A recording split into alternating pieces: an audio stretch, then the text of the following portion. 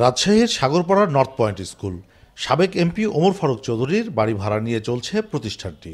নেই খেলার মাঠ, নেই স্কুলের অবকাঠামো। নগরীর সিএনবি মোড়ে 10তলা ভবনটিতে একাধিক অফিস, তারই মধ্যে 4টি ফ্লোর ভাড়া নিয়ে চলছে শিমুল মেমোরিয়াল স্কুল। শুধু ওই দুটি স্কুল নয়, অবকাঠামো নেই, ভাড়া করা ভবনে এমন শতাধিক প্রতিষ্ঠান চলছে নানা নামে।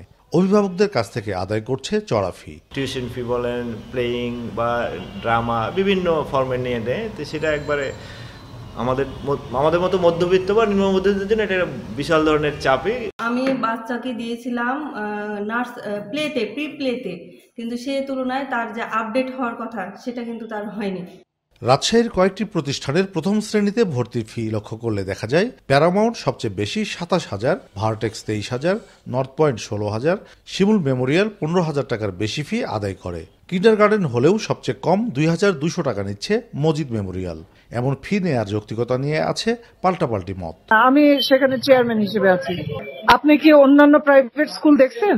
দেখে কি এখানে আসছেন? প্রতি মাসে 10 লক্ষ টাকা ভাড়া দিতে হয়। স্মার্ট ক্লাসরুম, প্রত্যেকটিতে এসি, ল্যাপটপ সহ। উপায় নাই তো, কি করবো? এটা নিয়েই তো আমরা অনেক লসে আছি।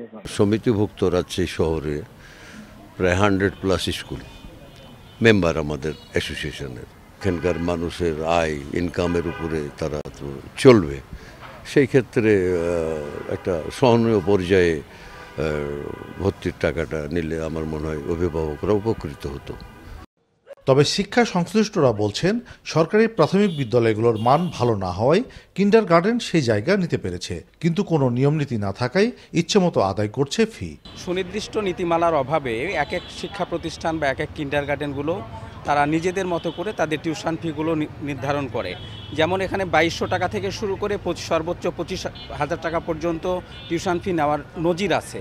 তা আমি মনে করি এগুলো সুশিক্ষার ক্ষেত্রে অন্তরায়।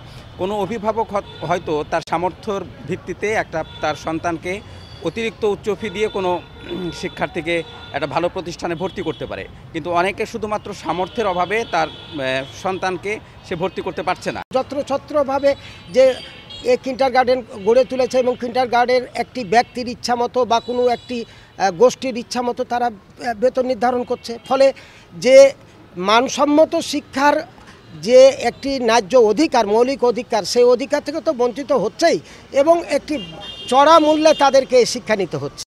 সরকার 2011 সালে বেসরকারি প্রাথমিক বিদ্যালয় নিবন্ধন বিধিমালা করে। 2016 সালে বিভাগীয় কমিশনারদের নেতৃত্বে টাস্কফোর্স গঠন করা হয়। 3 মাসের মধ্যে কাজ শেষ হওয়ার কথা থাকলেও আজ পর্যন্ত নিবন্ধন কিংবা শুমারির কোনোটিই হয়নি।